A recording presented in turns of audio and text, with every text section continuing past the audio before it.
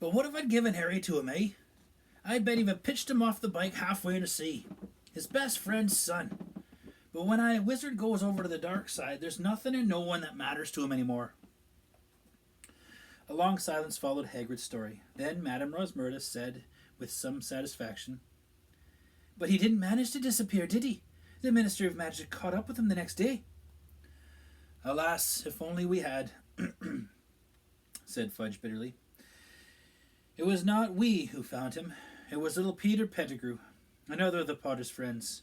Maddened by grief, no doubt, and knowing what that Black had been the Potter's secret keeper, he went after Black himself." "Pettigrew? That fat little boy who was always tagging around after them at Hogwarts?" said Madame Rosmerta. "Hero worshipped Black and Potter," said Professor McGonagall.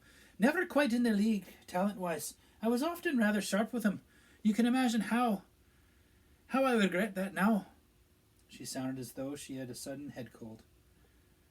"There now, Minerva," said Fudge kindly. "Pettigrew died a hero's death. Eyewitnesses, muggles of course, we wiped their memories later, told us how Pettigrew cornered Black. They say he was sobbing, 'Lily and James Sirius, how could you?' And then he went for his wand. Well, of course, Black was quicker, blew Pettigrew to smithereens." Professor McGonagall blew her nose and said thickly, "Stupid boy, foolish boy. He was always hopeless at dueling. Should have left it to the ministry." "I tell you, if I'd gotten to Black before little Pettigrew did, I wouldn't have messed around with wands. I'd have ripped him limb from limb," Hagrid growled. "You don't know what you're talking about, Hagrid," said Fudge sharply. "Nobody but trained hit wizards from the magical law enforcement squad would have stood a chance against Black once he was cornered. I was junior minister in the Department of Magical Catastrophes at the time. I was one of the first ones on the scene after Black murdered all those people. I will never forget it. I still dream about it sometimes.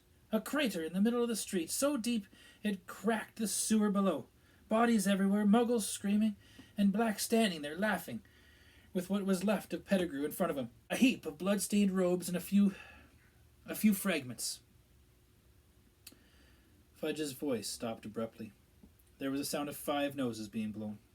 "Well, there you have it, Rosmerta," said Fudge thickly. "Black was taken away by 20 members of the magical law enforcement squad, and Pettigrew received the Order of Merlin First Class, which I think was some comfort to his poor mother. Black's been in Azkaban ever since."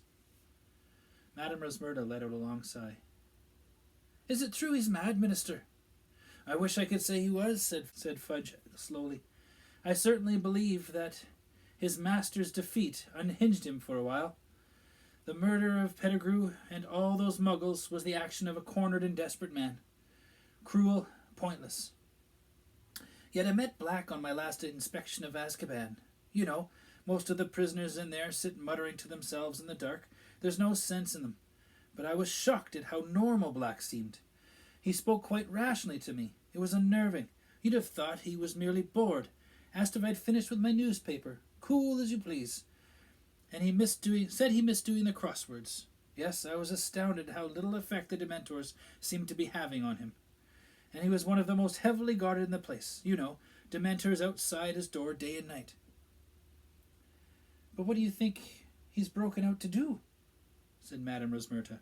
"Good gracious, Minister, he isn't trying to rejoin you-know-who, is he? I dare say that he is. I dare say that is his eventual plan," said Fudge evasively. "But we hope to catch Black long before that. I must say you-know-who alone and friendless is one thing, but give him back his most devoted servant, and I shudder to think of how quickly he will rise again." There was a small clink of glasses on wood. Someone had set down their glass. "You know, Cornelius, if you're dining with the headmaster, we'd better head back up to the castle," said Professor McGonagall. One by one, the pairs of feet in front of Harry took the weight of their owners once more. Hems of cloaks swung into sight, and Madame Rosmerta's glittering heels disappeared behind the bar.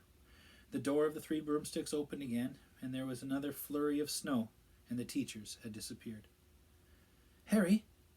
Ron and Hermione's faces appeared under the table. They were both staring at him, lost for words.